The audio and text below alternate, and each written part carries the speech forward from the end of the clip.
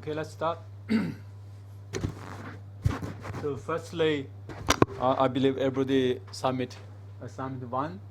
Um, so we also release assignment 2, give you more time to work on the new assignment.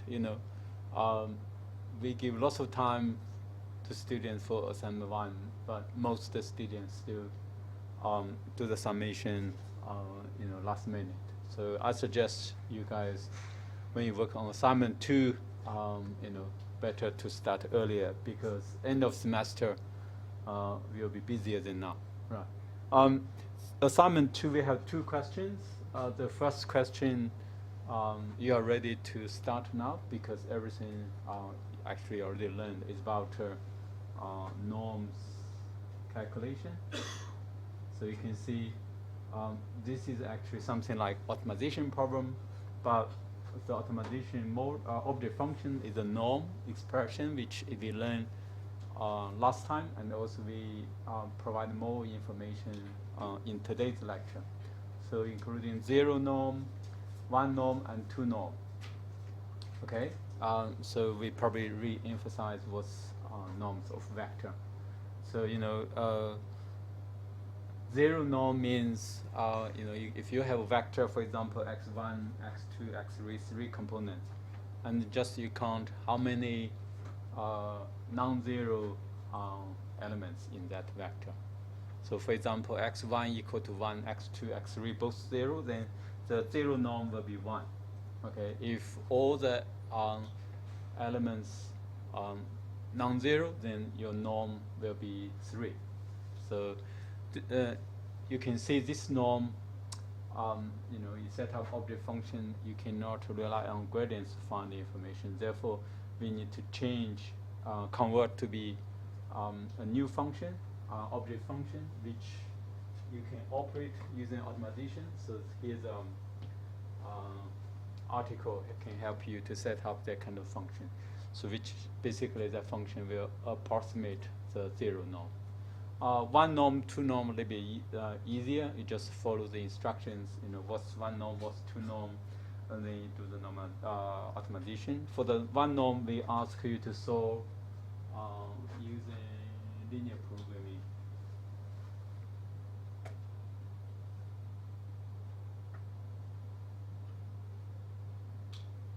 So minimize 1 norm, you use linear programming, so everybody familiar with this MATLAB building function. For the 2 norm and the 0 norm, actually, we ask you to do optimization using another building function, fmincon. So you need to spend some time to get familiar how to call this function. In terms of 0 norm and 2 norm, you need to set up the object function in a different way, but the constraint function, like input matrix A, vector B, something like that, is really similar to the input parameter in linear programming. Sorry, this is, I write it wrong. So that's question 1. In that question, the mathematical problem is rather simple. It's kind of AX equal to B problem. We just revise the input output a little bit different. So you need to understand the problem, and then you can set up the math model accordingly. So this is originally a practical engineering problem. We just get rid of the context and then formulate a pure mathematical problem for you to solve. Okay, so many algorithms built in, actually, that's all practical applications. So the second question is about application report. So I ask you to prepare a short report and then contain this 5 parts. Introduction, which kind of problem you want to solve in your report, and then what's the mathematical theory in linear algebra you're going to use, for example, using norm to do whatever engineering or technical problem, and you need to explain, the links or the foundations between your method, theory, and the application, and then you show the results and the discussion, or you can interpret. There are two ways you can read some papers or some online stories. You just, using your own way to introduce everything. But do not copy, direct copy. We tend to immediately pick it up. Do not directly ask ChatGPT. Also can be identified. In the past, many students feel this part because of the trying to do in a shortcut. So you can develop by yourself. You show the result discussion, or you can just follow some technical papers, references, both works.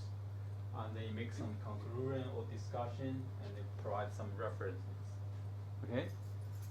This sort of report is pretty straightforward. Once you fully understand the technical questions, you just write a few pages. In the past, many students work on some project like SVD-based image comparison, something like that, because that's typical example we give in the lecture. So it's better to show something different. If you show something different, probably give better marks if the quality is similar. Okay, that's assignment 2. So now let's go back to the lecture content. We firstly need to revisit vector norms. As we mentioned, assignment 1 really related to vector norms. So after vector norms, and then we study matrix norms. That's also related to AX equal to B problem. We trying to show you what's condition number, how to handle some ill-posed AX equal to B problem. So vector norm definitions, 3 properties. If you have a vector, if you have a scalar value, usually is a real number. If that real number can measure vector with that 3 properties, it's all belong to vector norms. So the most familiar one is this Euclidean norm. So it's kind of describing the, for example, the length or something like that. So here's a few definitions of vector norms. So the first one is one norm, as we mentioned a moment ago. For example, if your x vector contains 2 components, x1, x2, so the one norm calculation simply is x1 plus x2. This is the absolute value, right? If they are negative value, like x1 equal to -1, x2 equal to 2, the one norm will be 1 plus 1 equal to 2. Okay? So if you calculate it for the 2 norm, it will be equal to square root of 2, right? For the infinite norm, you can see you pick up the largest one between x1 and x2 will be equal to 1, right? And then for the p norm, is 1 plus 1 took power of 1 over p. For the 0 norm, you can see x1 equal to 1 minus 1, x2 equal to 2. So there are 2 non-zero elements exist in the x vector. So therefore, the 0 norm will be 2. Okay. So you can see the vector norm calculation is rather simple, depending your problem at hand. For example, assignment 2 ask you set up object function with 1 norm and 2 norm and a 0 norm. And you call this 3 object function, and then you put constraint and then you find a solution. Pretty straightforward. So the right-hand side figure showing the two-dimensional case, which means you got two x elements in that vector. So you plot according to the definition. For the one norm is end up with that kind of shaded area on the boundary. That one norm equal to 1 inside smaller than 1, outside larger than 1. For the two norm, end up with x1 squared plus x2 squared equal to 1 unit circle. Remember in the middle semester exam, we asked question about the unit circle, right? And then inside smaller than 1, the norm, outside larger than 1, on the boundary equal to 1. Infinite norm end up with this kind of box on the edge equal to 1, inside smaller than 1, outside larger than 1. So this is like this is the p norm. It's something in between the two norm and the infinite norm from the geometry. So we show you some MATLAB code how to plot this kind of figures. You can try copy paste. You can have a look. L1 norm, as you see in assignment 2, has been often used in linear programming optimization domain. So, for example, this linear programming problem, the object function is the L1 norm expression. When you write down your f vector in MATLAB context, f will be 2, 3, the coefficients of unknown variable x and y, and then the constraint function. You write down A matrix and B vector, and then you put into linear programming, you find the solution. For this simple case, you can use the graphic approach, it's fine. But anyway, this kind of linear programming problem used a lot with L1 norm expression. Also, L1 norm has been largely used in compensatory algorithms. So if you have original signal, you compress sample them into a small vector, and then you do some nonlinear optimization.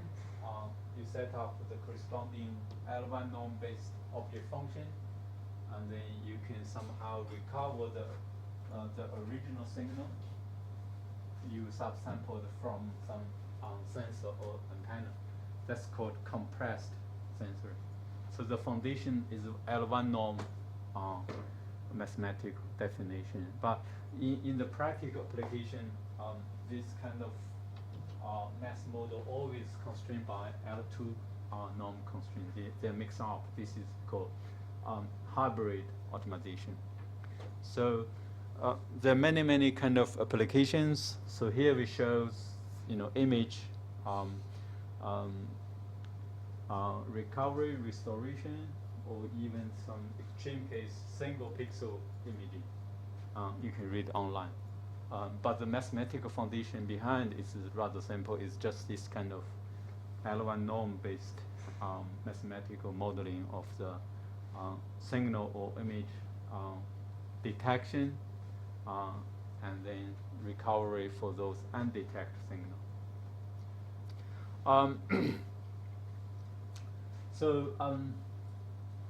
Here's a slide we didn't read last lecture, which is called weighted norm. If you remember when we studied least square fitting problem, we see we have some weighted least square fitting problem. So this is something you deform the unit circle.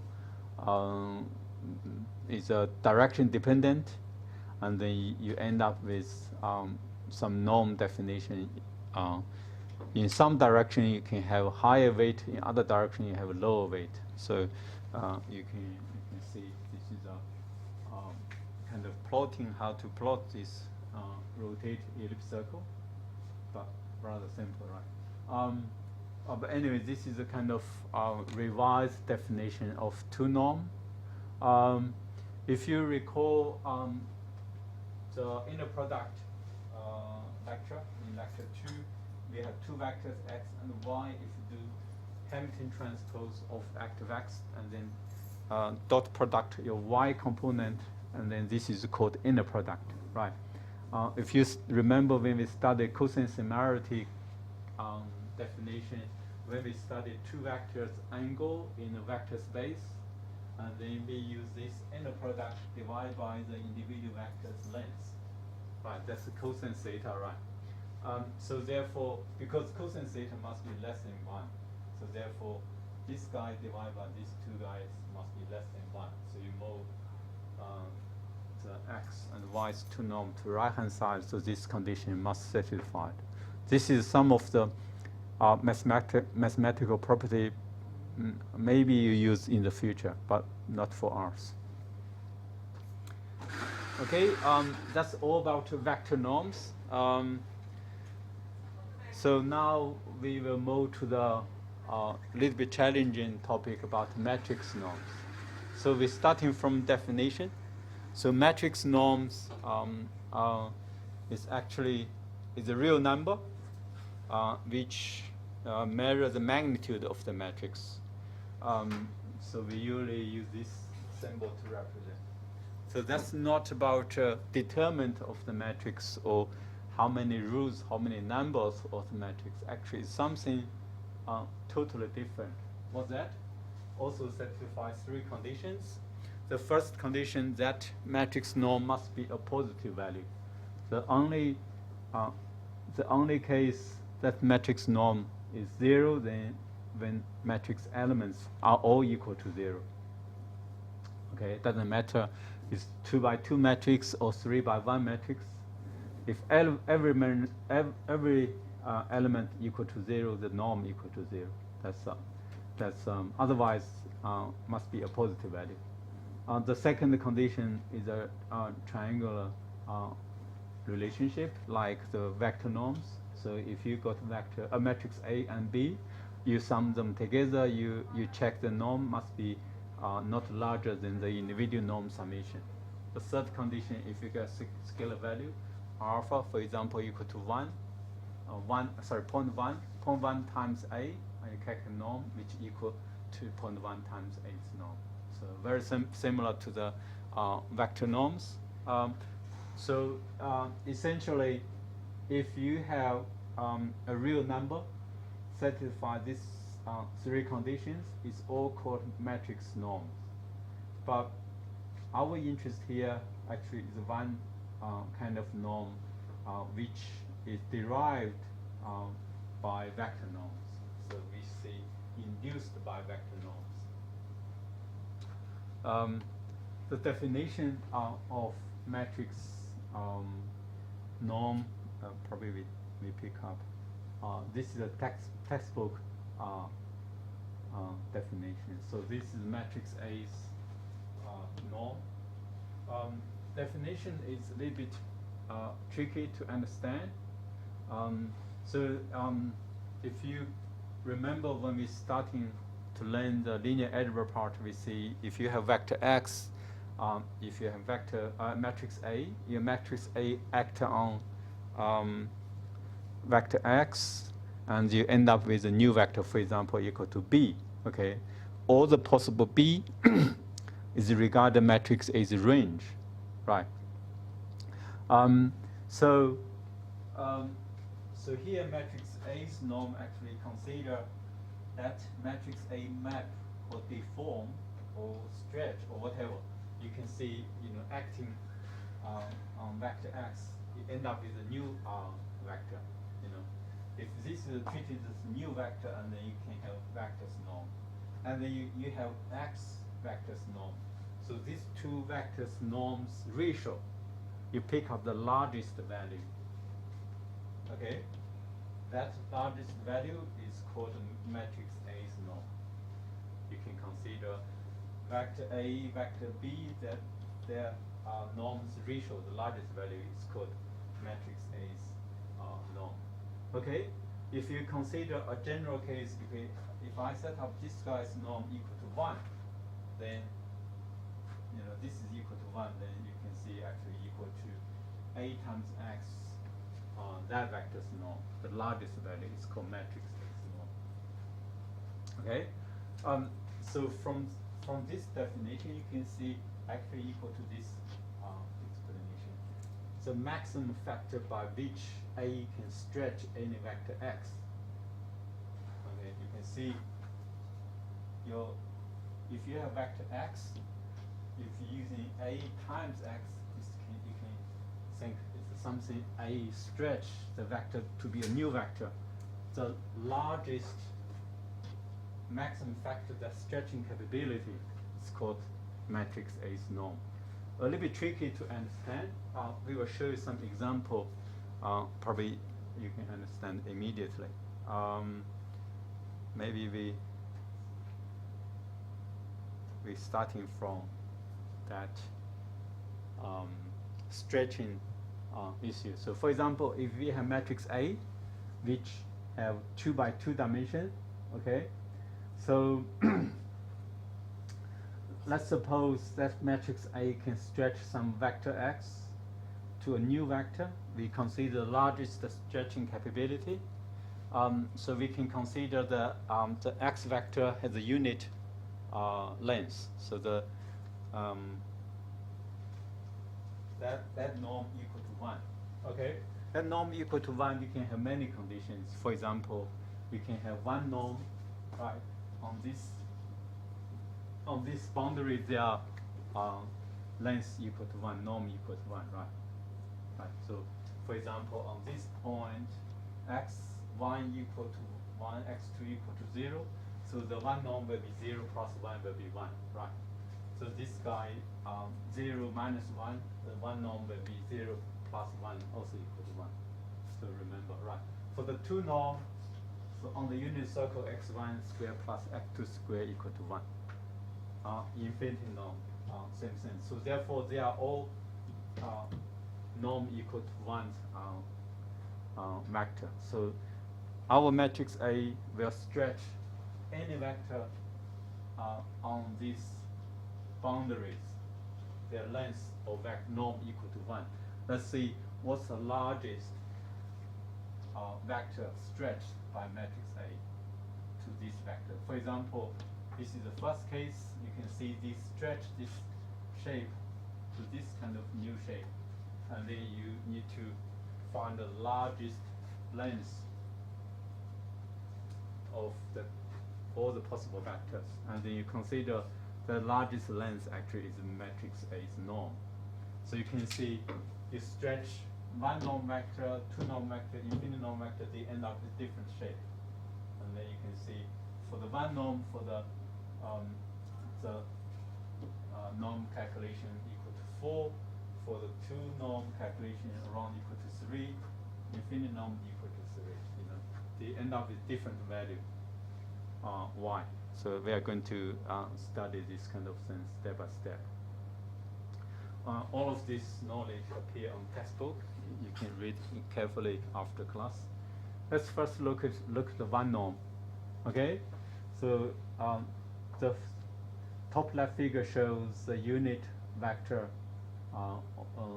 one norm in 2D, right? So we have the matrix A, 2 by 2 matrix. This is written in the MATLAB format. Okay, now we deform all the possible vector on the boundary of the norm equal to 1 case. So let's firstly deform this vector x equal to 1, 0.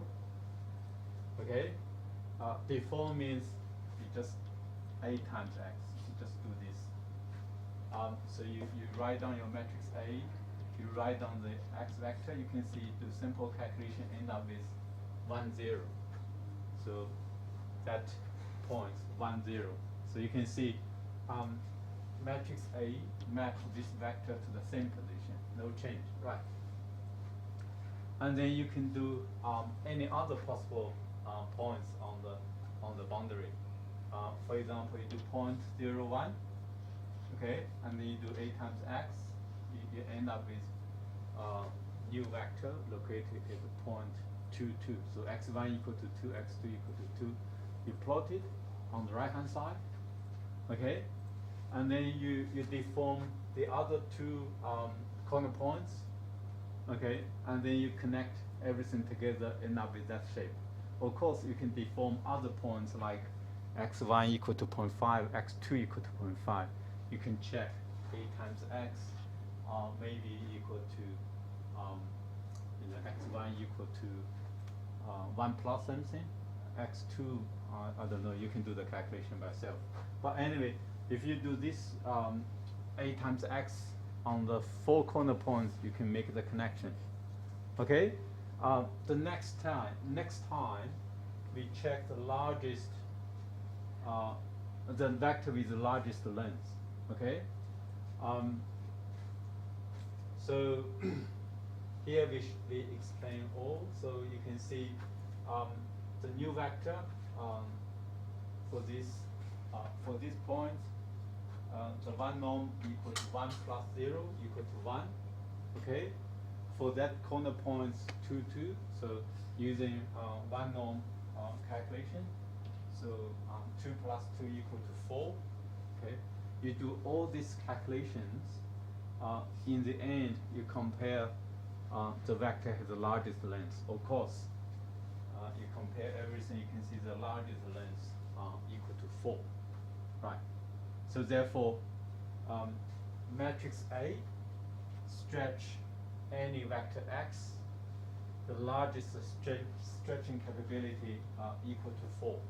So we divide by the length of x equal to 1 in this case. So this is a kind of normalization. So therefore, matrix A's 1 norm is equal to 4 for this matrix. Okay, you can see for this matrix the dimension 2 by 2, but its norm using 1 norm definition is equal to 4. But later on, we will show you another way to do 1 norm calculation. Actually, the calculation procedure is rather simple. You look at the column vectors. The first column vector 1, 0. The second column vector 2, 2. Okay, and then you do 1 norm calculation of individual vector. So for the first column vector, 1 norm equal to 1. Second norm column vectors 1 norm is 2 plus 2 equal to 4. Actually, is identical to the calculation that we just made a moment ago.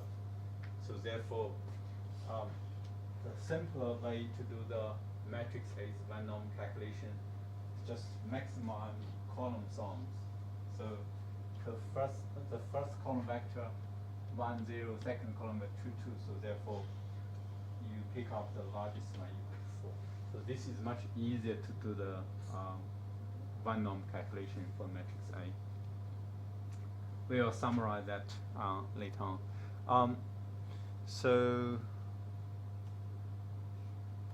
Okay, we spent some time to write a MATLAB code for you to understand how can we using computer programming to do this kind of calculation. For example, you write down matrix A, you write down all the possible corner points of the unit vector, and then you can plot it.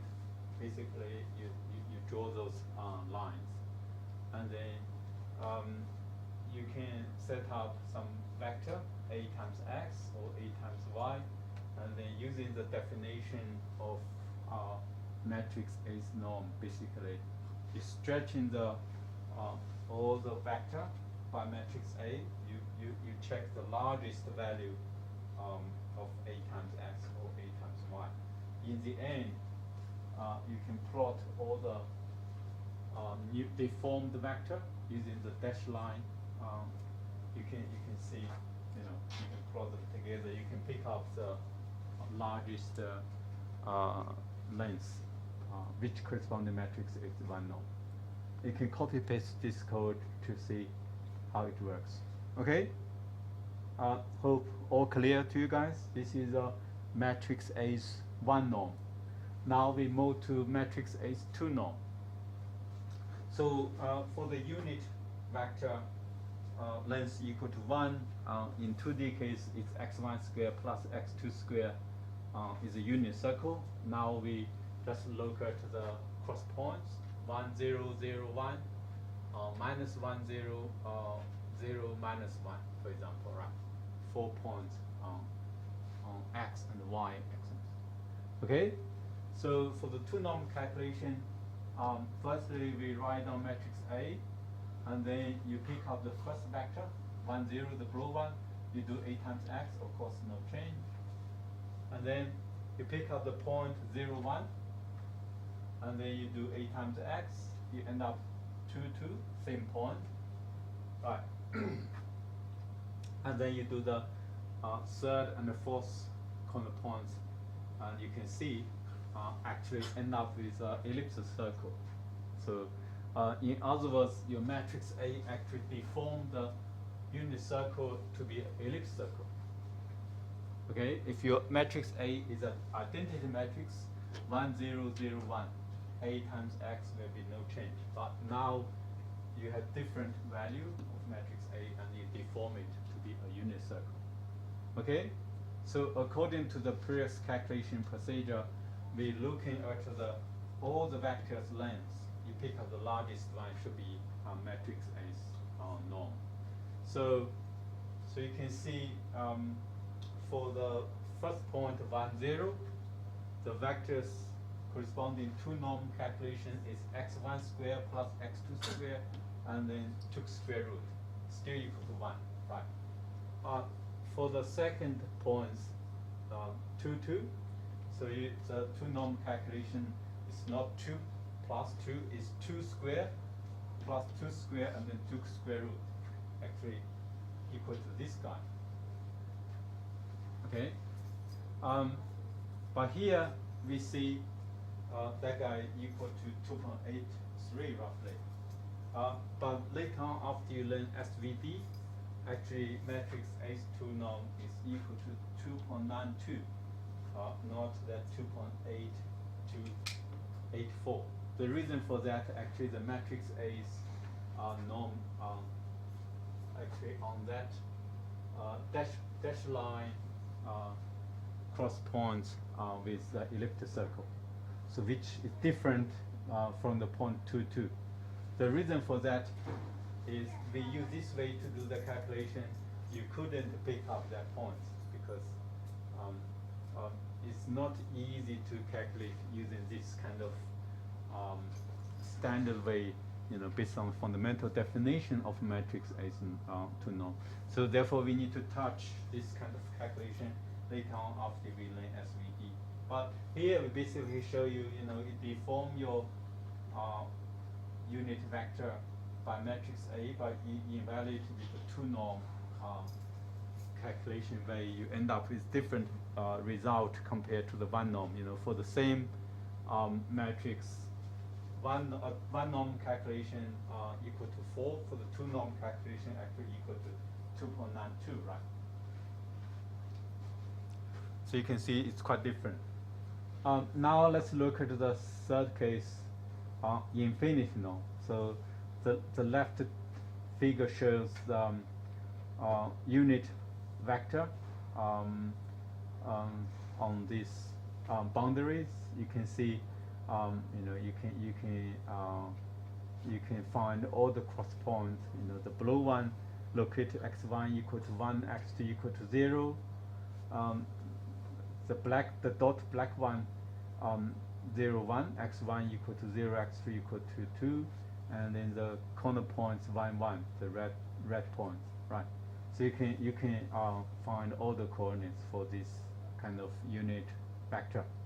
So now we have the same matrix A acting on all of these vectors. For example, on the blue one, 1, 0, no change. Acting on the 0, 1 vector, A times x 2, 2. You see the move to that position. For the point 1, 1, you write down your vector, and then A times x equal to 3, 2. So move to that point. But you can see the length of that vector is much larger than the other two, right? So you can calculate all the other corner points and the matrix A times that corresponding vectors. You end up with the rest of the corner points, cross points. And then you connect them together. You can see matrix A using infinity norm to deform that rectangular shape to be an deformed one. So now let's look at the matrix A's infinity norm by definition.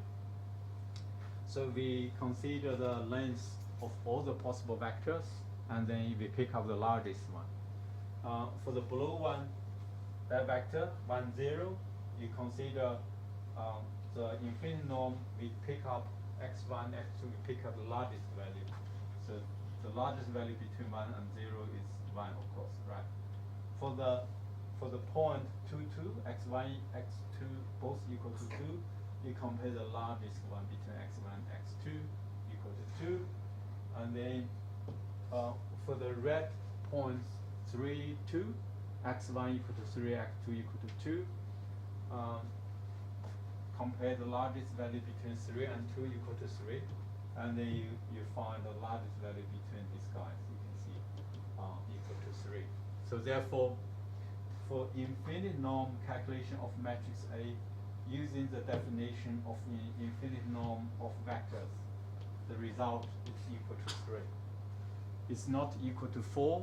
It's not equal to 2.9 something. It's exactly equal to 3. Okay? So you can see, using definition, you can find the matrix A's infinite norm. But later on, actually, we will show you there is another simple way to do the matrix A's infinity calculation. So this is called maximum rule sums. So so matrix A, the first rule 1, 2, second rule 0, 2, and then actually we do one norm calculation for individual rules.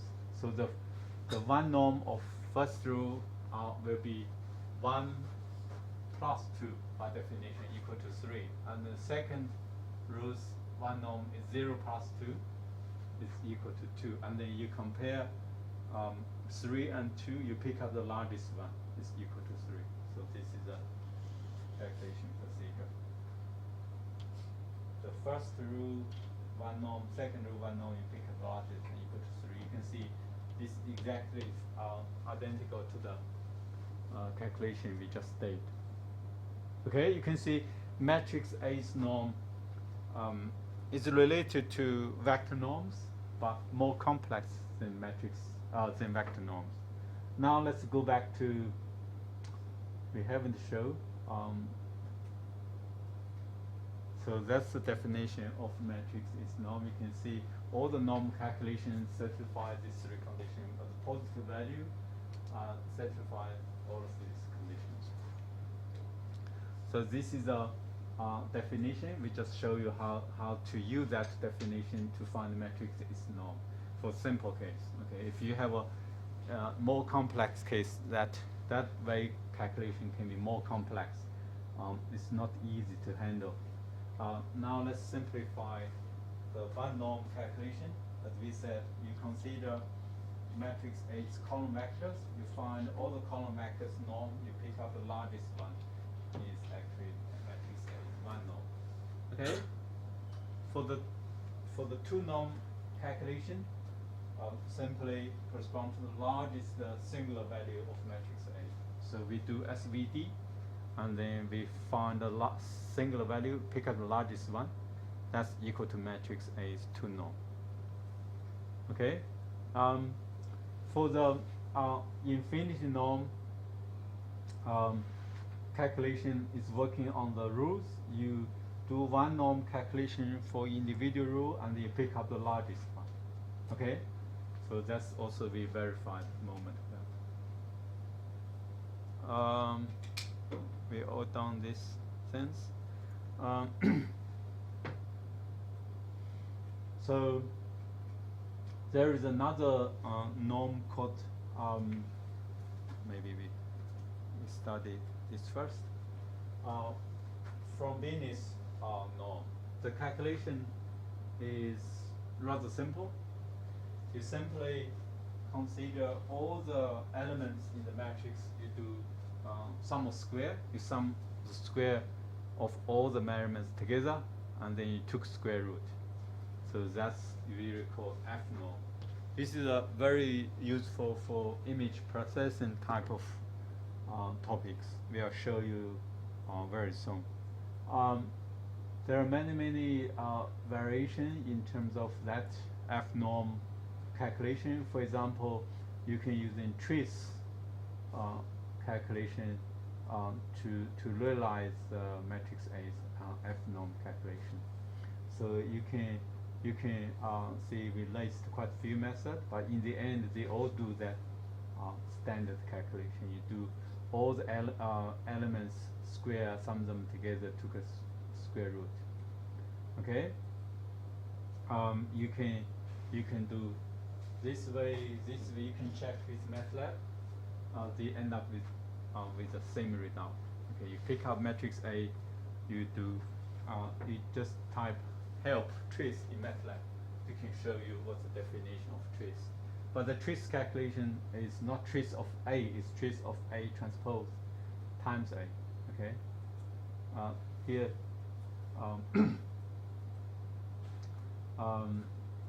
That's very simple. Maybe you can only need to remember this standard calculation, probably sufficient for you to learn the following.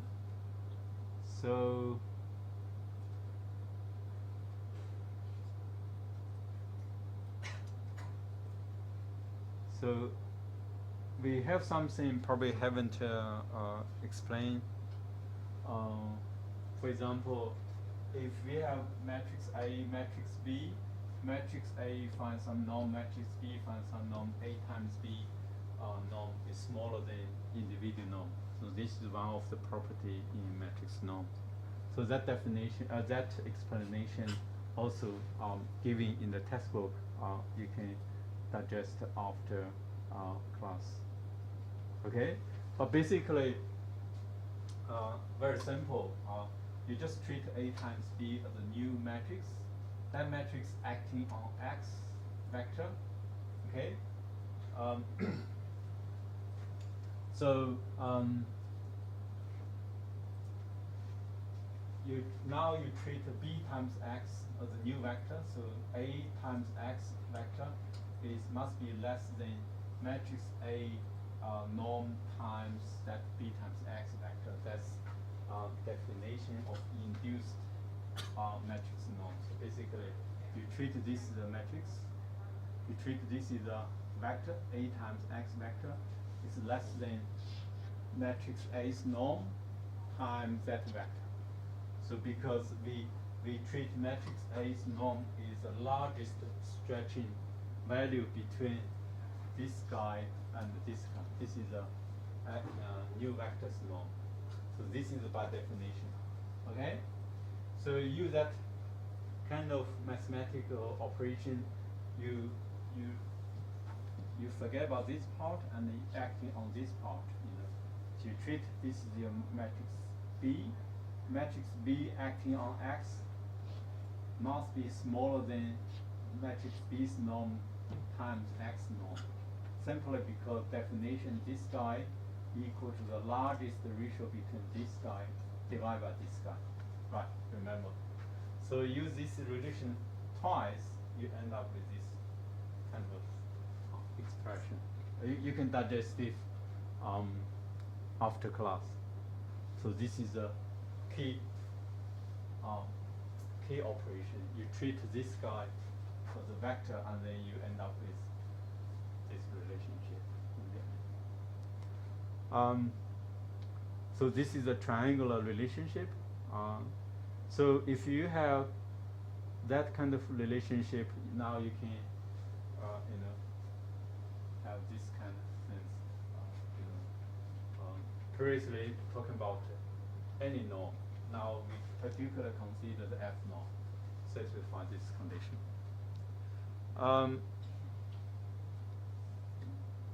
Now we look at particular case unitary transformation.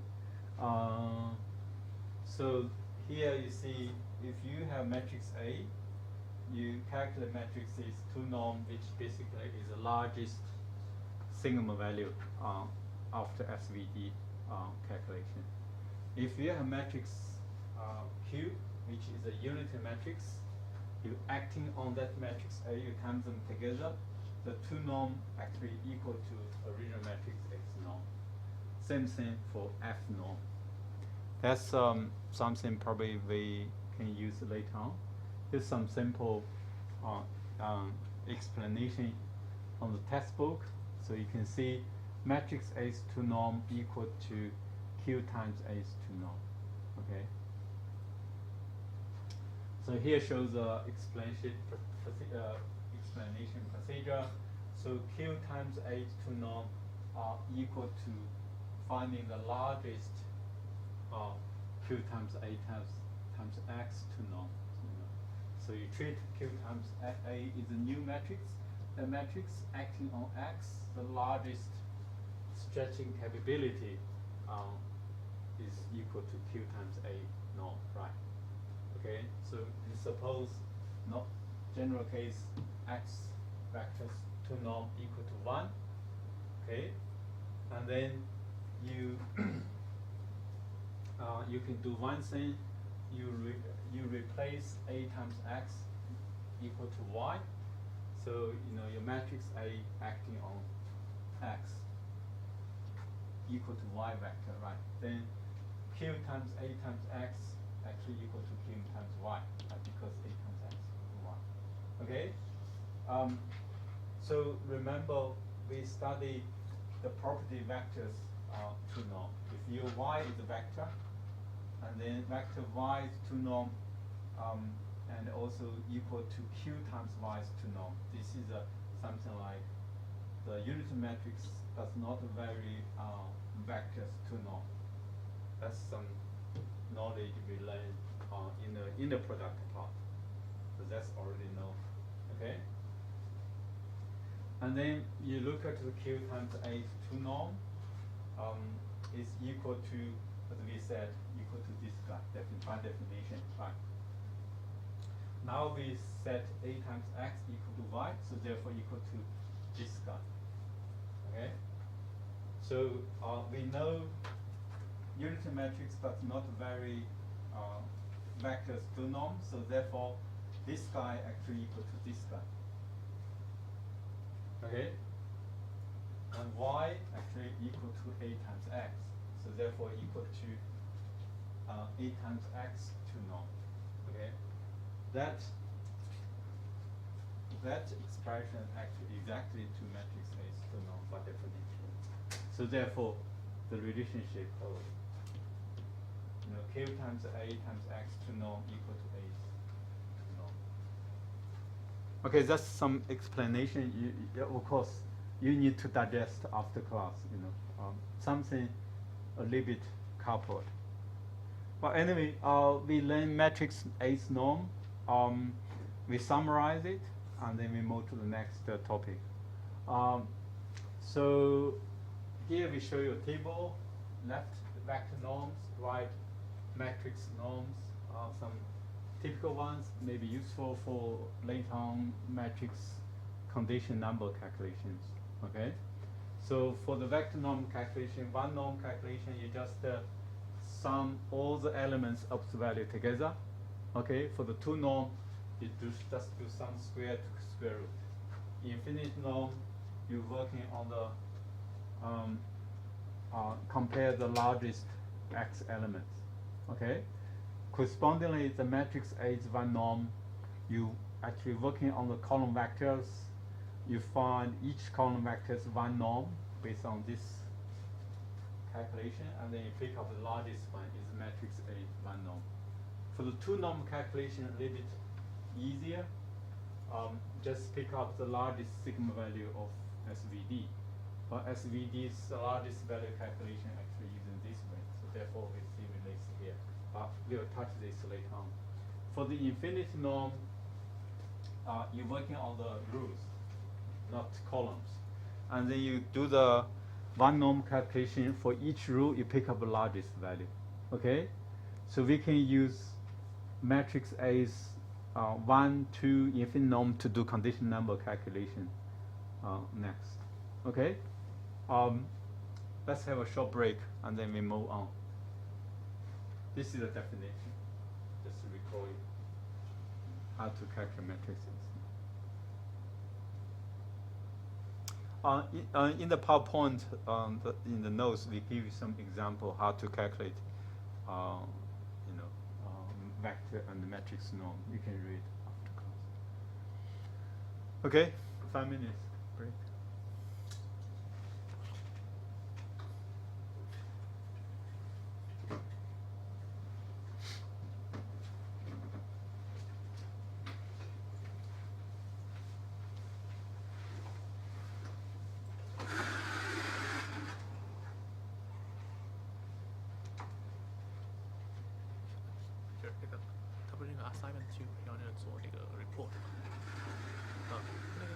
reference 是一定要学校的那个网站上的 library 搜还是 Anyway.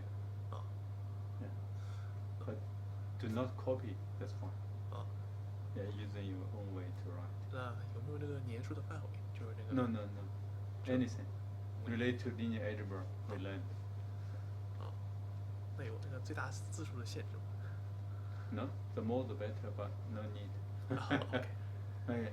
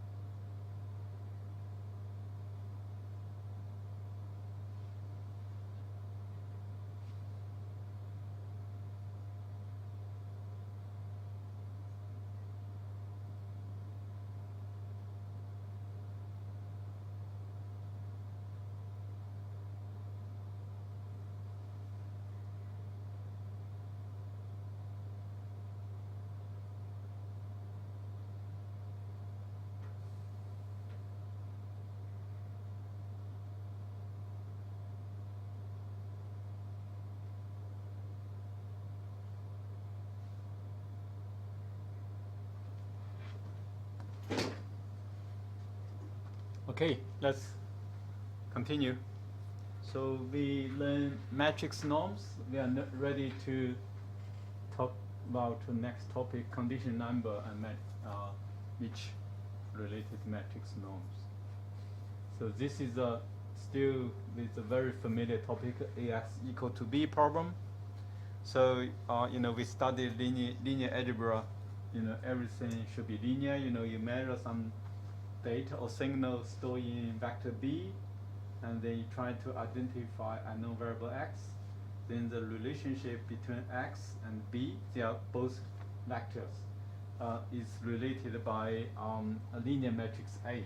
Okay, so if you have a matrix A, which, let's see, where condition, here we see, and then you can find your x based on your measurements B very easily. If your matrix A is bad conditioned or ill conditioned, and then it's not easy at all to find x by measurements B.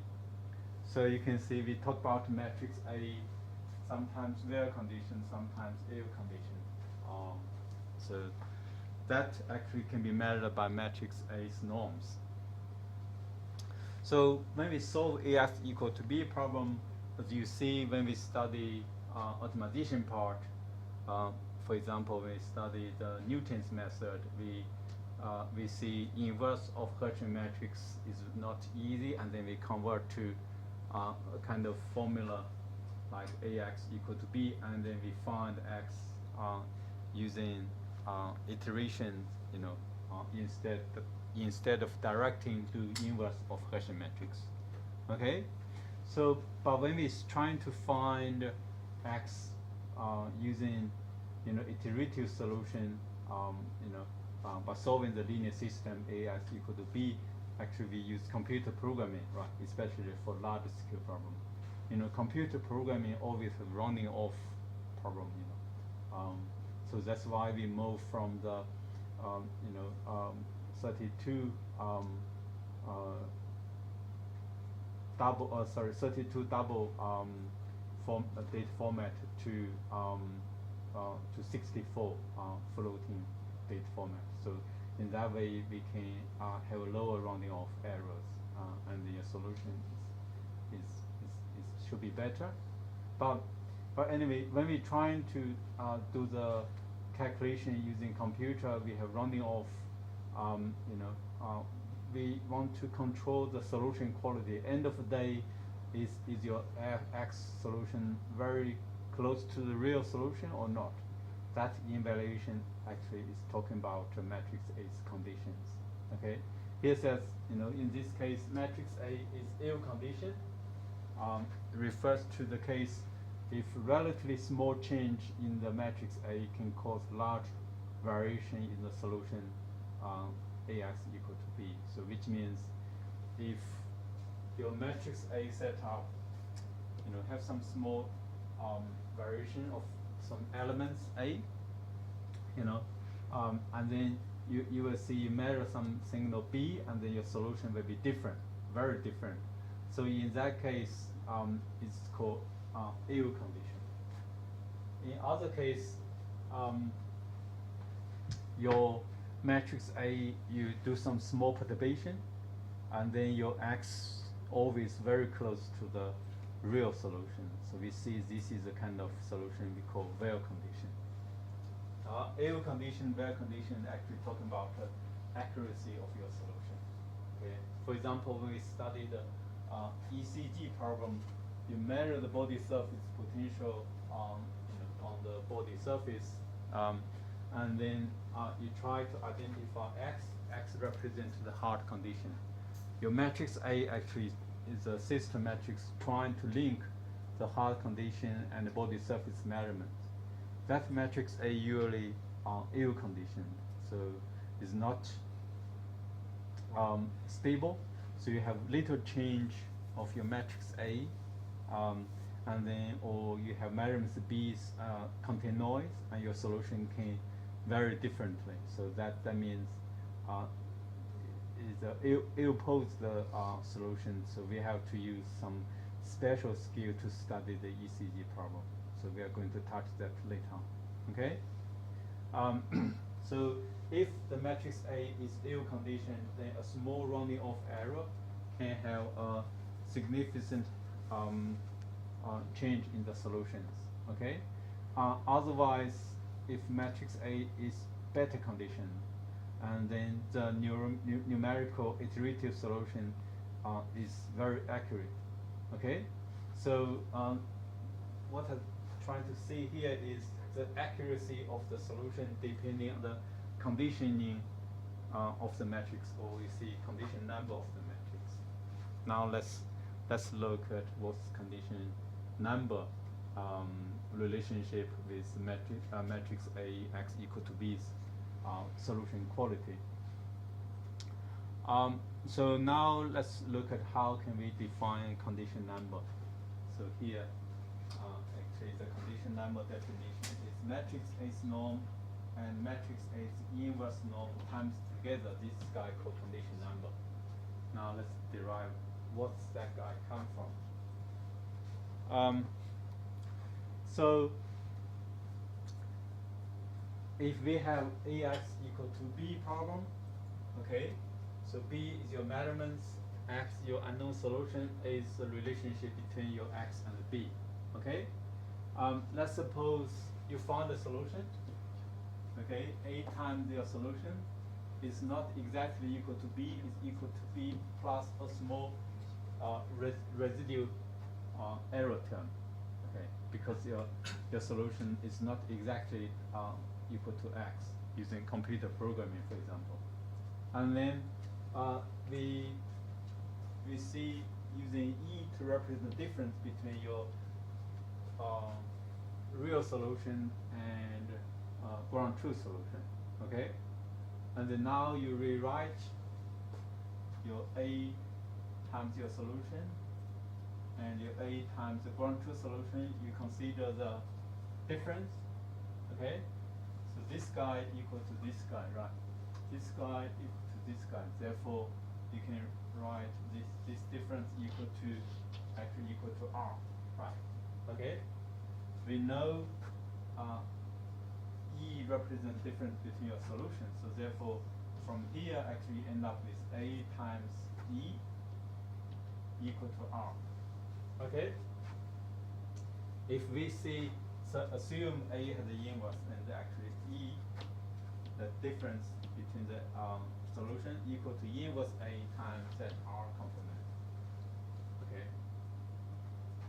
So actually what will be interesting here is relative error. This E norm divided by X norm. Okay. So actually that E norm divided by X norm is something like you normalize the solution error by the norm of X. Okay? We're trying to look at the relationship between this guy and the residual term. So actually just trying to investigate this relationship. Okay? This is some preparing knowledge. Now let's move ahead. So we express E equal to inverse A times R or A times E equal to R previously, okay, based on the norm definition we learned before. This relationship of the E's norm is less than matrix A's inverse norm times R's norm, okay, and then from that relationship you divide by X norm on both sides, you know, the ratio between E norm and the X norm on the left hand side, you write them down. Okay. We know for the ground truth solution, X, A times X equal to B. We also look at the norm expression. B's norm is not larger than A's norm times X norm. So that's from previous definition of norms. Okay. From that relationship, you can derive this kind of relationship. 1 over X norm is not larger than the ratio between matrix A's norm and B's norm. Okay, A is matrix, B is vector, but they are all some real numbers, so that can be divided. So therefore, you can just re-express this expression. The ratio between your E's norm divided by X norm is less than this guy. We write them down. We replace 1 over X norm with this guy. Okay, and then you can write down this relationship. Okay, you can see the ratio between your error norm and your X norm, the ratio between your residual measurements and your real measurements, there are some relationship in between. So this ratio is smaller than this guy times this ratio. Okay, now we are ready to define this matrix A's norm combination. Matrix A's norm, matrix A's inverse norm. We call matrix A's condition number. Okay, so here we write them down formally. Okay, so you can see your solution error E depending on your residual term norm and this K. Okay, the larger the K, the possible error. The larger the R, the possible error. Okay, therefore, the solution accuracy largely depending on this condition number. So when we, starting the topic, we talk about the bare condition, bad condition, actually related to this formula. So, so here says a small condition number K will imply a small relative error. This called relative error. That E equal to your solution difference with the ground truth solution. Okay, so the larger the condition number K will end up with a imply a larger relative error. Therefore, we need to check matrix A's condition number. We can tell if that linear system AX equal to B is easy to handle or not. Okay, so there are many ways to do the matrix's condition number calculation, simply because the matrix A's norm, we can do one norm, we can do two norm, we can do infinite norm, right? So therefore, there's no unique condition number. But in general, the smaller the condition number, the better condition of the matrix. If the condition number tend to be infinity, very large value, and then the AX equal to B is not easy to find a solution. So we usually see matrix A cannot find the inverse with a singular matrix. So this piece of knowledge we learned from the early beginning of the linear algebra part, lecture 1, right? Now let's look at some concrete calculation of condition number of matrix, right? Okay, matrix A, 2 by 2 matrix, we look at the one norm case, okay? For the one norm calculation of matrix A, remember we working on the column vectors. Column vector 1, 2, 1. The one norm calculation is 2 plus 1 equal to 3. Okay? For the second column vector, we look at that column vector 1 norm equal to 3 plus 1 equal to 4. And then for matrix A's one norm, we certainly compare the largest one. So you can see equal to 4. Okay, this is matrix A's one norm. The condition number calculation refers to matrix A's norm times matrix A's inverse norm. So here refer to one norm. So therefore we need to calculate matrix A's inverse one norm. Okay, for this 2 by 2 matrix inverse calculation, you guys probably learned in the past using some formula, but you are not required to remember. We just show you the one norm, the inverse calculation. Now we have that inverse calculation. Another 2 by 2 matrix. We work on the one norm calculation. So the first column vector's summation is 2 over 5. The second column vector summation equal to 1. So we compare, we find the largest value equal to 1. So therefore, inverse matrix A's one norm is equal to 1.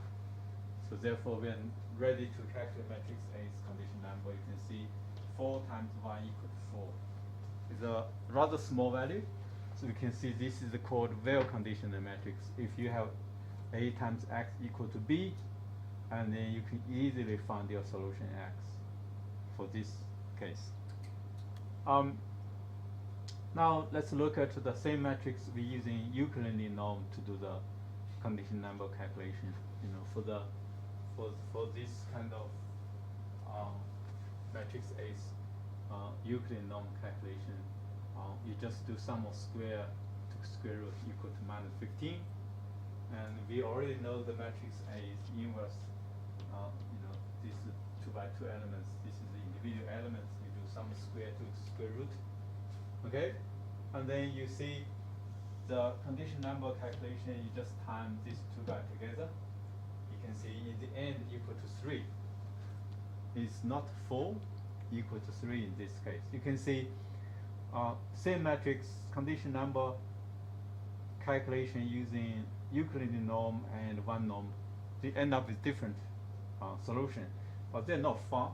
They are all relatively small. So which means for same matrix A, doesn't matter using which norm evaluation, it end up with similar result in terms of good condition or bad condition. Okay. Now let's look at infinity norm based calculation of a condition number. You know, remember infinity norm calculation, we working on the rules, right? So this is diagonal matrix. Diagonal matrix, the inverse rather simple, right? And then we calculate the infinity norm on B, and B is inverse in this case. So working on the first rule, the infinity norm equal to 3, second rule 4, third rule 2, right? And then you pick up the largest value equal to 4. Same operation for the inverse matrix calculation. You pick up the largest value in first rule, largest value in second rule, largest value in third rule equal to these 3 diagonal elements. Of course, the largest value equal to 1/2. And then you time them together equal to 2. You can see for this diagonal matrix, the infinity norm calculation is rather small value. So now you meet all the well-conditioned matrix. You can check with one norm, 2 norm calculations. They all end up with smaller value, not exactly equal to 2, maybe equal to 2.5. You can do by yourself, but in the end, you can see this is a good condition matrix. And then if you have a B times X equal to C, and then you can easily find X. Now let's look at another case. The condition number is getting much bigger. You can see for this matrix, the condition number equal to several order higher than the original previous example we show you. So this is a linear system. AX equal to B. Got 2 unknown variable x1, x2. You got vector B. The first element is very big. The second element is rather small relatively. In the matrix A, you can see most of the elements in a reasonable range, but there is one element super large relatively. So now let's look at the condition number of this matrix A. This is matrix A. So using one norm, the one norm calculation,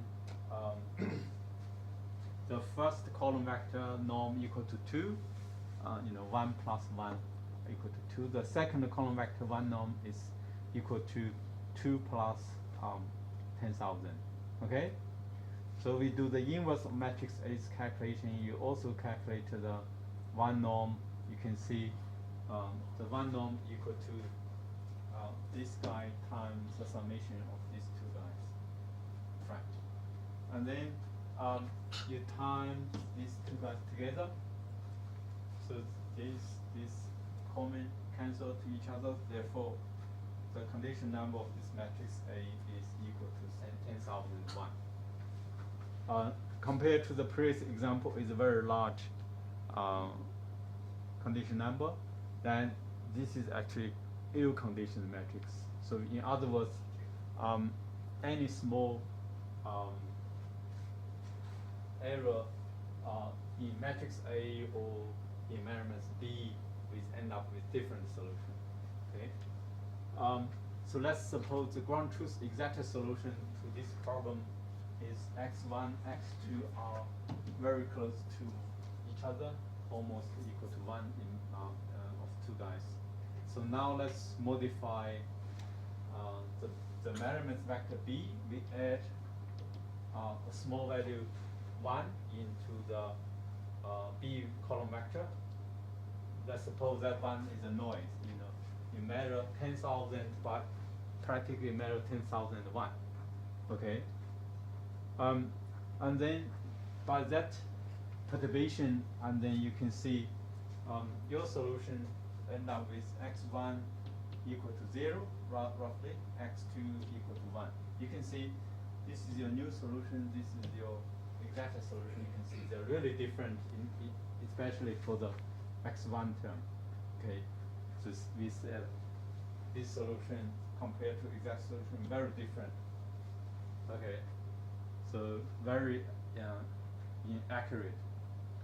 The reason behind is because this guy is equal to 10,001. It's very large. Okay, you have a small error contained in the measurement amplified by this guy 10,000 times. So therefore your error can be different. So for such system, in real world problem, you often meet.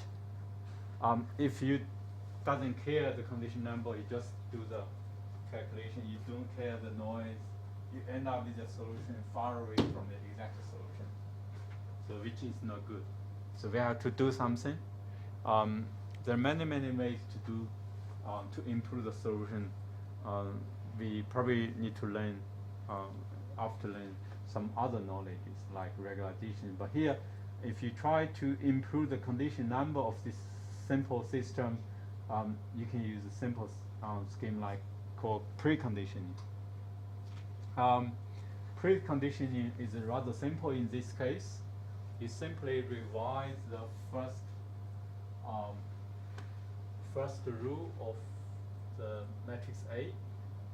If you keep both sides equal to each other, you also need to modify the B vector. So originally, this 1, 10,000, 10,000, right? You divide by 10,000 on both sides, you can end up with this is a 1 over 10,000. 10,000 divided by 10,000 equal to 1. 10,000 divided by 10,000 equal to 1. Now you end up with this new linear system. So roughly this is equal to 0, right? 1 minus 1, 2. This is the new AX equal to B linear system. And then the relationship still left hand side equal to right hand side. And then you can see the solution. Solving this problem, you end up with x1, x2 both equal to 1. So remember the exact solution is this guy. They are very close to each other. The reason behind for this modification actually we improve the condition number of this matrix A. So the calculation procedure here, we list the new matrix A, okay? We show you here for this new matrix A, you do one norm calculation for matrix A equal to 3, right? You're working on the root column vectors. The first column vector equal to roughly equal to 1, right? Second column vector equal to 3, so pick up the largest one, therefore equal to 3. So you do the inverse of matrix A, and then you work in the column vector, one norm, the first one equal to 3, the second column vector equal to 1, roughly. So therefore, the inverse matrix is one norm equal to this guy. So you time them together, 3 times 3 equal to 9, divided by this roughly equal to 1, so roughly equal to 9, the condition number. You can see after this operation, or we see preconditioning, the condition number of matrix A originally 10,001, now equal to 9. Very many other difference. By doing this simple operation, actually, we improve the solution from this, very inaccurate solution to be, almost exact solution. Okay, if you are lucky enough, you have some problem just like this, you can simply use this trick to improve your solution dramatically. You can see linear algebra sometimes very useful, like Google searching, right? The page ranking algorithm is just based on simple linear algebra knowledge, but it works. So some great invention behind very simple mathematical knowledge. So we almost learned everything about condition number. So here's another similar example. So this is a matrix A, this is a measurement B. You form this kind of AX equal to B problem. After calculation, you can figure out the condition number is a rather big value, and then which means this linear system it's not easy to find stable solution. You need to improve the condition number, reduce condition number, or improve the condition. Similar thing for you to try. If this linear system, you can put into MATLAB. You find your x1, x2 using the original linear system, and then you just do some preconditioning, like we just show you. You can see your x solution can be very accurate. So this is some practice. Okay. Remember when we studied linear algebra, lecture 1, we talked about ECG, forward inverse problem, based on by physics knowledge, computer modeling knowledge. You combine them together, you can study the electrical signal propagation inside human heart. You measure in the body surface, you record 12-lead ECG, or much denser way you have body surface material maps, or another vector-wise representation of the electrical signal of the human heart. So this is called forward problem, based on the knowledge human being collected, and then we model these things. But what we are trying to do actually is based on this knowledge, and then we inversely for us to diagnosis or treatment some human heart disease.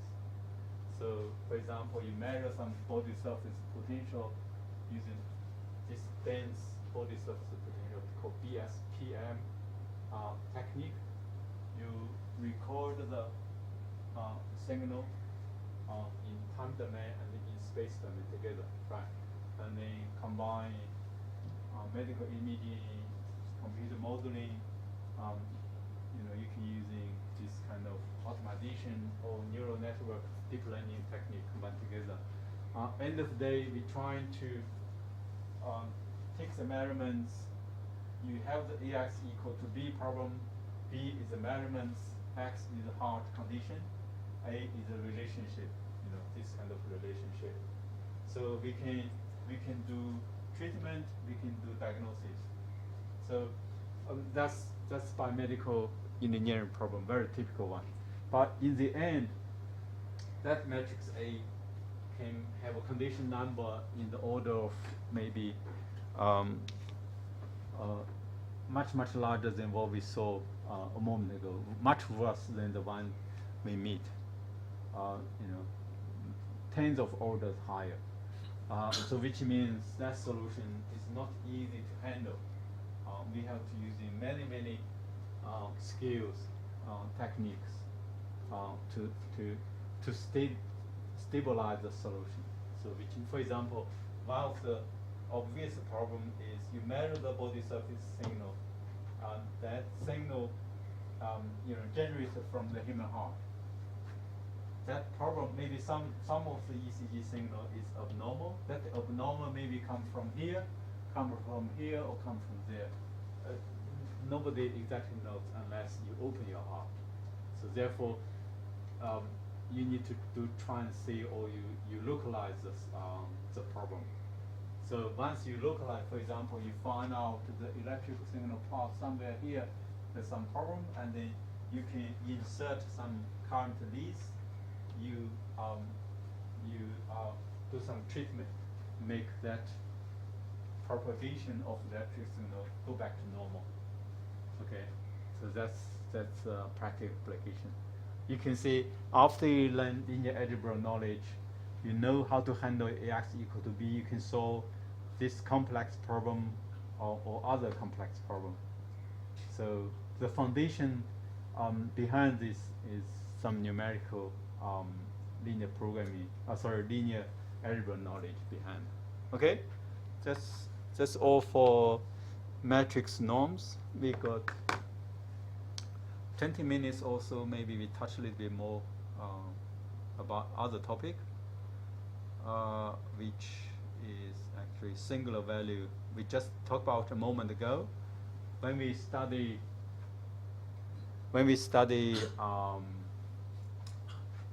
matrix A, they form a vector using two norms to check the largest stretching capability of the matrix. We see the largest sigma value represented in matrix A's two norm. Now we are looking at that SVD, singular value decomposition. So this piece of knowledge, previous lecture contain lots of things, probably hard to follow.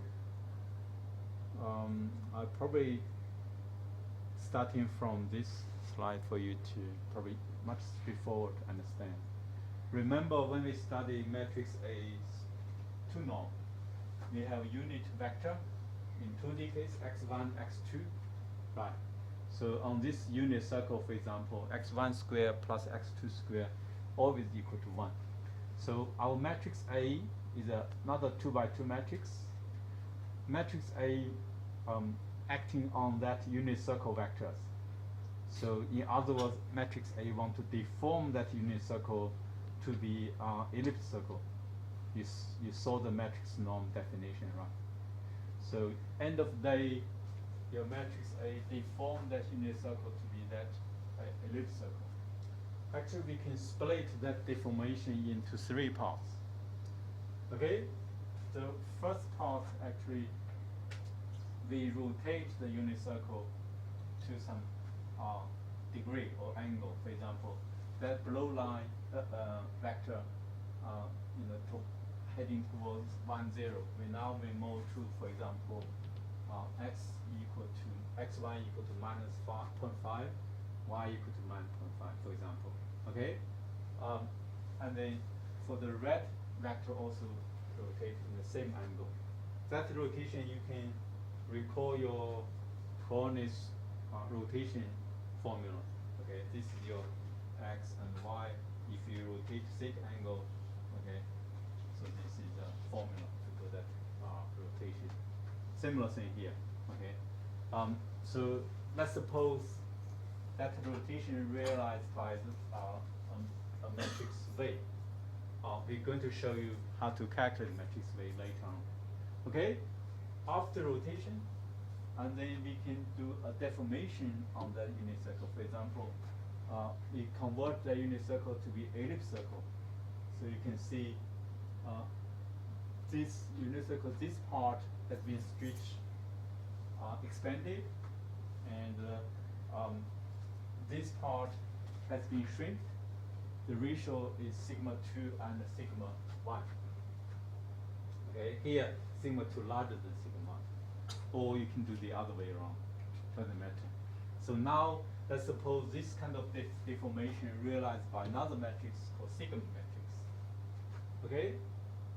End of the day, we do another rotation of this ellipse circle to another degree. Okay, you can see that's the deformed ellipse circle.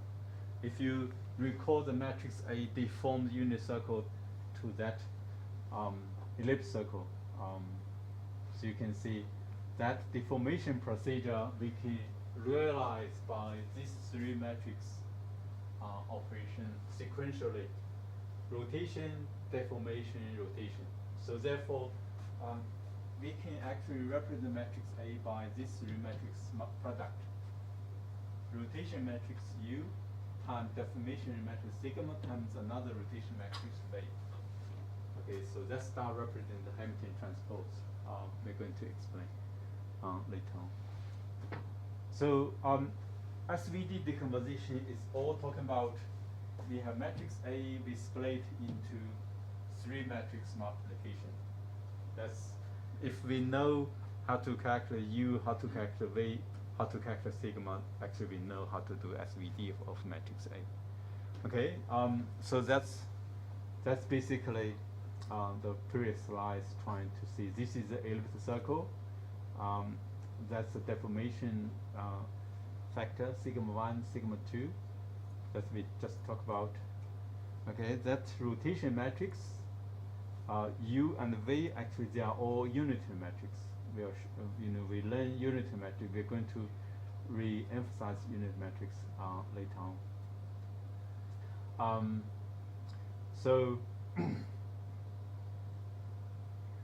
probably this sort of things not really worthwhile to explain in much detail. Simple thing is just you understand how to interpret matrix A deformed unit circle to be ellipse circle can be realized by three matrix multiplication. Okay. Let's suppose we can identify U sigma V. We can actually formally write matrix A equal to three matrix times together. Okay. What we just show you is a 2D case, right? You can expand, you can expand ellipse circle to higher dimension. Okay. So and in that case, you can generalize it. Okay. So that matrix U sigma V has some very interesting properties. We just show you here. Actually, that U and V are unity matrix. Unity matrix have good property like Hamilton transpose of U times U equal to identity matrix. Hamilton transpose of V times V equal to identity matrix. That's definition of unity matrix. And then the central sigma matrix actually is a diagonal matrix. In other words, they only contain non-zero elements on the diagonal position. The rest are all equal to 0. Okay. So once we write matrix A with these three matrix times together, and this matrix have some property we just show you. We actually formally call it a SVD. So here says we have seen that SVD allow us to understand a matrix as a mapping from a unit hypersphere to hyperlepis. So that's actually just say we can deform unit circle or higher dimension hypersphere to ellipse circle or hyperellipse. So that's straightforward interpretation. But we probably just lay this slide. For matrix A can have a dimension m rows, n columns. Can be complex matrix, can be real matrix. Doesn't matter. But in the textbook, they consider real matrix. So the definition of SVD of matrix A is factorization of the form A equal to 3 matrix times together. Matrix U has a dimension m times m. Matrix A has dimension n times n. Matrix sigma dimension m times n. and also sigma is a diagonal matrix. Okay. If this condition is satisfied, we say we are doing SVD decomposition. So there are some properties. Actually, we already mentioned some, but the first one is there's no assumption that M must be larger than N, or the A has a full rank or low rank.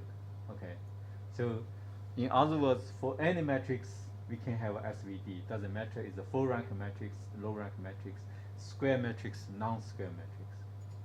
Okay. The second property about the central sigma matrix, all diagonal elements of sigma are non-negative. Okay, either 0 or positive value in the non-increasing order. So for example, diagonal elements, the first element is larger or equal to the second one, the second one larger equal to the third one, until to the last one, P equal to minimal number of M and N are rows and columns. Some may be 0, but they are all positive value. The order of the sigma value is decreasing. Okay. The third property said sigma has the same shape of A dimension. Talking about dimension, A has dimension M times N. Sigma also M times N. But U has dimension M times M.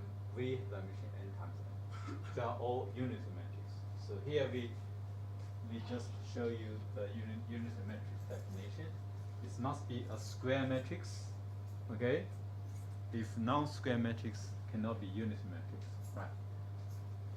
The column vectors are also normal vectors, so which means inner product between any column vector must be 0, unless except to itself. So that's a definition. So the other property we already mentioned, if it's a unity matrix, then it's Hamilton transpose times itself equal to Hamilton, itself times Hamilton transpose equal to identity matrix, which means the Hamilton transpose equal to inverse. Okay? That's unity matrix definition. But if that unity matrix contains real elements, there's no complex elements. So that special case is called orthogonal matrix. Okay? So in other words, orthogonal matrix is a special case of unity matrix. Do not mix up. Later on, actually, we study another matrix called orthogonal projection matrix. Linear error part probably a little bit tricky. You need to really understand what are we talking about. Okay. Anyway, this is a 3 matrix general property in SVD. But probably some students already find some something interesting. So let's suppose this is your matrix A. Has dimension M times N. You have more rows than columns, so it's a slave matrix. You do SVD decomposition. Your central sigma matrix also has same dimension M rows and columns. Okay? So your matrix U must have a dimension M times M.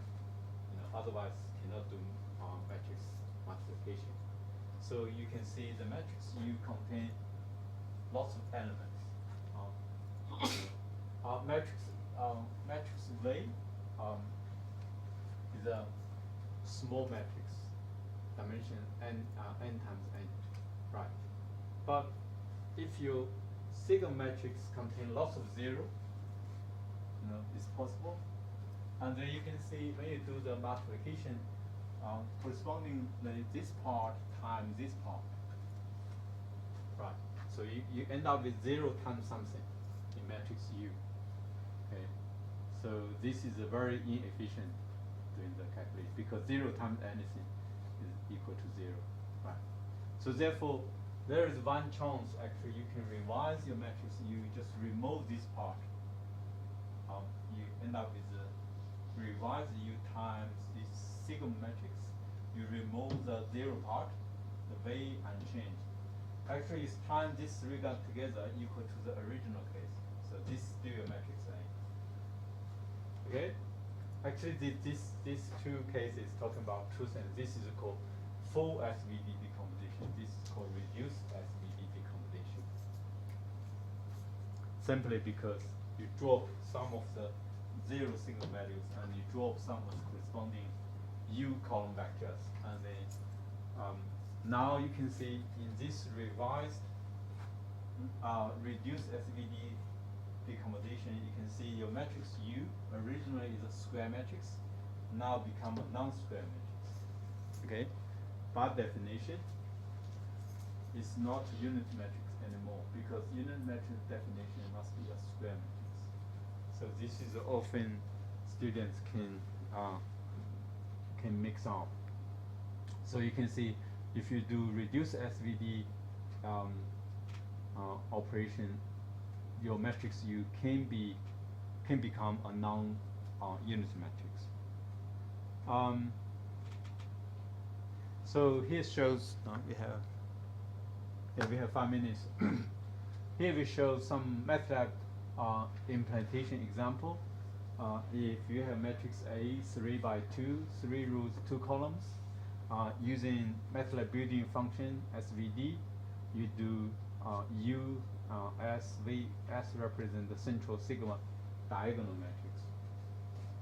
You can see 3 by 2, your matrix U dimension is 3 by 3, your sigma matrix 3 by 2, your V matrix 2 by 2. Okay. You can look at the matrix U and matrix V. They are all square matrix. They are also normal matrix. You can check the length. For each column vector equal to 1, you do inner product between any column vectors, must be 0.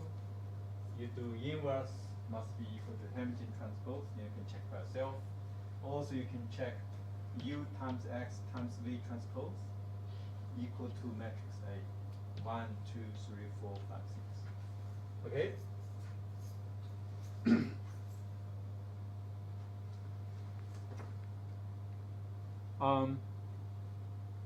In MATLAB, there is a operation to reduce SVD decomposition. You just put parameter 0 to control.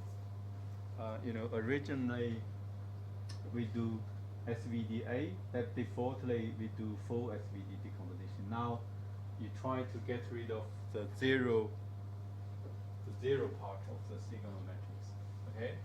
Now you can see that in the new calculation, the matrix U become a 3 by 2 matrix.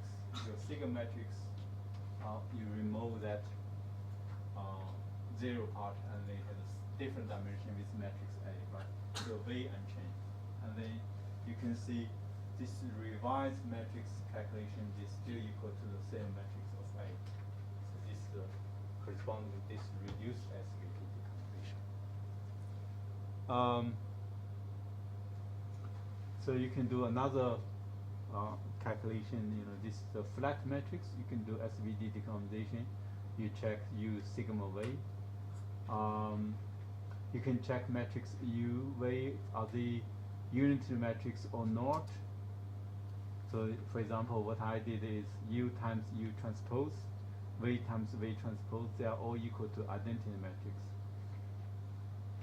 And the norm of matrix U equal to 1, norm of matrix U's column vector equal to 1. They are all satisfy unitary matrix properties. And then, so this case is a square matrix and full rank matrix. So you do SVD decomposition, you can see the sigma value, the diagonal one non-zero, right? UV unitary matrix. So this is square matrix, low rank matrix. You can see this is matrix A. The second column vector dependent on first one. First column vector times 2 equal to second column vector. And then you do SVD decomposition. You can see your sigma matrix, the second element is equal to 0, diagonal 1. So you count the non-zero sigma value, only one left. So actually this is a rank 1 matrix. We'll show you later on. Okay? You do, you can check U and V, they are all unitary matrix. Square matrix does not mean they can do inverse. For this case, we cannot do inverse, simply because by checking the non-zero sigma values, it's a low rank matrix. Okay, that's all for the introduction part of SVD, and then you can read the textbook and the oh yeah, something we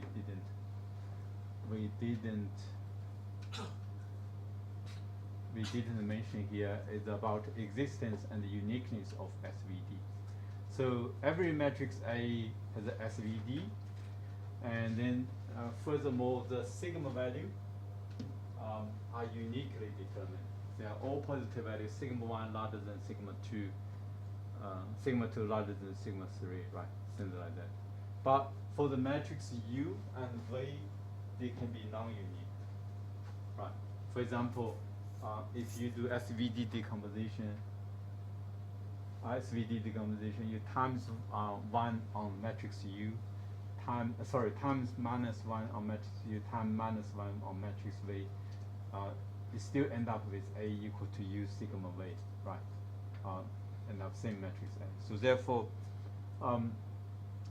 for matrix A, any matrix has SVD, the singular value are uniquely determined, but the U and V are not.